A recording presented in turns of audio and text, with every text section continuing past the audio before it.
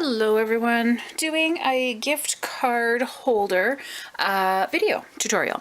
I did this particular card, not necessarily a gift card holder, a few years ago, a number of years ago actually, with just DSP, and I wanted it to be a bit more solid. And also this is one of the projects that I'm taking to the all-day stamping event on April 14th. So I'm doing a video tutorial for everyone to see so they can make them and love them. But I'm also doing it as well for the participants so that once they leave the event, if they decide they want to do more, then it's not just remembering what we did and measuring it all out. They have the video tutorial to go by. So we are going to create a twist fold, I guess would be the best way to describe it. Measuring out some of our pieces first, we've got Early Espresso, which is our base, which is 11 by 4 1/4. We've got our mat, which I chose soft suede, which is 4 by 10 1/2. And then we've got our DSP, which is from the coffee pack. We're going to use the stamp set and the DSP and all that kind of fun stuff. And that is 3 3/4 by 10. So they should all layer. So our base, we're going to score. And we're going to score corner to corner. I've marked it at the bottom just so that I know where to go with my stylus. I'm going to butt the right hand top corner up against the 6, and then the bottom corner I'm going to line up right here with the 6 as well. I've marked it here so that I know where the groove is so I don't have to follow it down because I've done so many. If you're just doing one, you might not have to do that. If you're doing multiples, I would suggest you do, just so that it makes it easier. And we're going to score from corner to corner. Then we're going to fold it over. And we've got a peak and valley situation happening here, and we want the valley. So for that 6-inch mark, I'm going to drag down. I'm going to butt my straight end up against here, and I'm going to find my center right here, and then I'm going to score.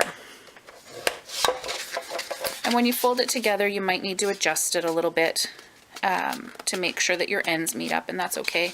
And use your bone folder if you like to really make those edges pop. We're going to get this out of the way.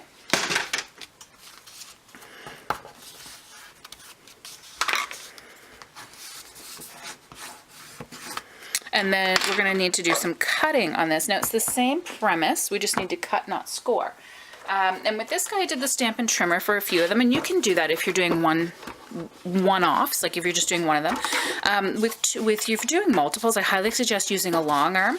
It's a bit easier to cut through, and you don't snag on your corners and all that jazz, but you're doing the same thing. You're doing corner to corner cut, and then from here, you're going to fold that over. Remember, that's what we did with our Early Espresso. We folded it right over. So I'm going to make sure they line up. I'm going to make sure that my corners line up here. Perfect. Perfect. And then that peak and valley situation, we're going to do the same thing. We're going to go for that valley. And we're going to go right for the center. And then you've got 4 pieces. So what should be happening is these pieces should be fitting because you're doing the same thing that you were doing to your Early Espresso for your soft suede. And we're going to do that again for the DSP. So we're going to go corner to corner again and cut slow, especially if you're doing multiples. This got me when I was doing the long arm cutting as well for the event. Cut slow, because sometimes if you have 2 or 3 of these pieces in here and you cut really fast, they shift, they move, and then you've wasted a whole bunch of paper. So take your time with your cuts. Make them work. So there's your piece of paper cut, and you're just going to fold that right over onto itself. And again, make sure they line up.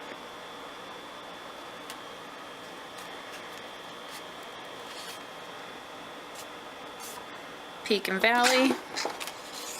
And slide that in. Go for our valley and cut. So now you've got all of your pieces cut for your card. So now, oh, crash. Now we're going to assemble. So we've got all of our layering pieces here. And all of those folds I want folded down. So we're going to work on the top or the front of our card. So this folds in, this folds in. I hope that makes sense when I say that all the folds are down, because this is the side we're going to work on. And you should be able to just piece together. There we go. And these guys should layer on each other. And we're going to do the small bits in here. Okay, so we found the ones that work. it will all fit together. If something isn't fitting, it's because you need it twisted, you need it moved. I started to panic when I first put something together. Oh my gosh, I cut them wrong. But I just needed to flip it, turn it, twist it, and make sure that that it fit into the grooves.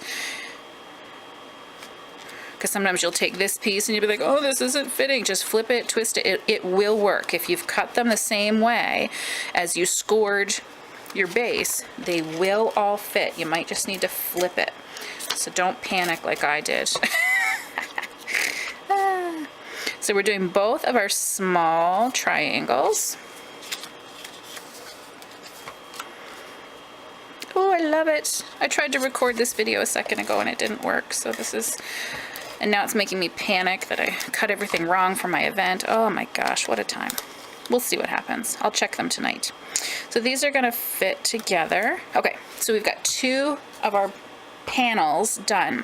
So if you fold this up, this is gonna be the front of your card, this piece right here that I'm pinching, okay? So in turn, this is gonna turn out to be the inside of our card, right? Make sense?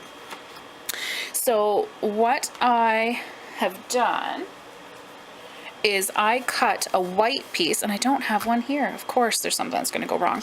I cut a whisper white piece to fit in here so that you've got something to write on, okay? And I'll show you that in the sample, because I've got those ones already done. But for the video, we'll just keep moving along with what we've got. So we've got our 2 small panels done. This is gonna be our inside whisper white panel. This is gonna be our back. So if we flip this over, we're going to be doing our opposite panels. We've already done our small ones, so now we want to do our large ones. So your soft suede pieces should fit right on those large sections of early espresso. Oh, is this running out? Okay, let's use snail.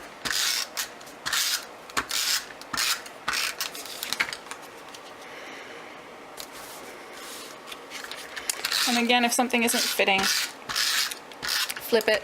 It's probably just in the wrong direction. There we go, perfect. And now our DSP should fit. And the great part about this is that the way you flipped it and cut it, you're gonna get an opposite pattern, right?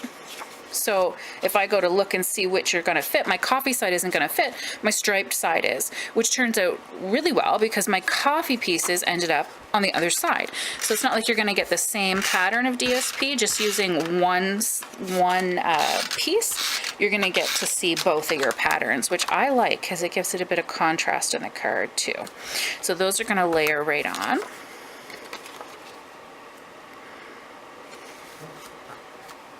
And these 2 naked pieces right here, I want to put something to embellish the other side where we have our DSP already.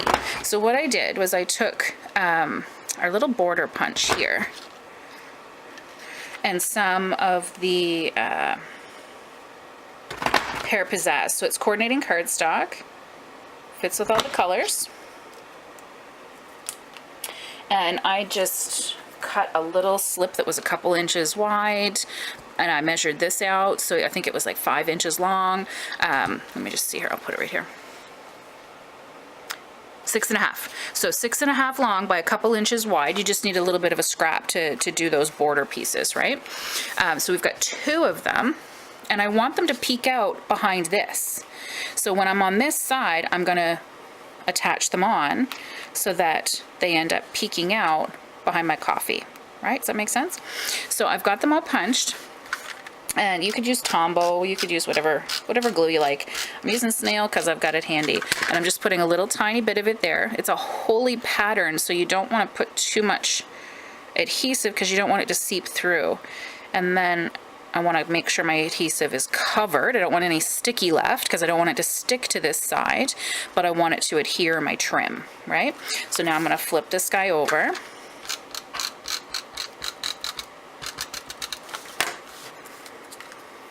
Tombow might work really well. You'd have to leave it to sit though, because you wouldn't want that lovely sticky glue to ruin the inside of your card. I've done all my samples with snail and I haven't had a problem with it coming off. I'm able to rub the excess sticky off, so I haven't had a problem just using the snail.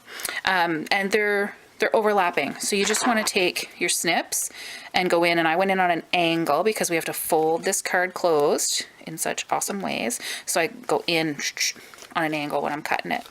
You can do the sound effects too if you like. So I'm just going to trim those edges.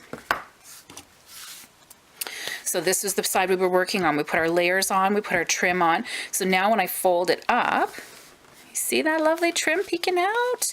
And you have to cut it on an angle so that when you fold this, nothing gets crushed. So we've got lovely trim behind our coffee. Oh, see that guy's getting a little squished. So I'm going to go in a little further and cut that guy off. Maybe I'll just cut that whole thing off. There. Perfect. Not getting squished. Okay. So that's our card base. And then I wanted an embellishment for the front.